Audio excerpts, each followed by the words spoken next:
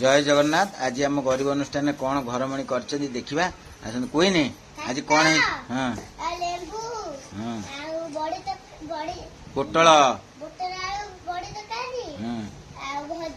भजा भात बोले आज आम घरमणी कर उसना भात यहाँ आज कर सब दिन डालमा भल लगुनि साधा आउ 8 दिन रहा केमी सरज आज है पोटल आलू सोयाबीन तरकारी झुड़ंग आलू पोटल जो झुड़ंग आलू भजा आईटा कांदिया लेंबू तो मोर जानते सेपटे से तरकारी थुआई कि ना कंचा लंका रसुण आने पकई जीरा गुंड टे मारिकी छुंक आ पूरा दाबीदबा घरमणी खाइबा आम वीडियो को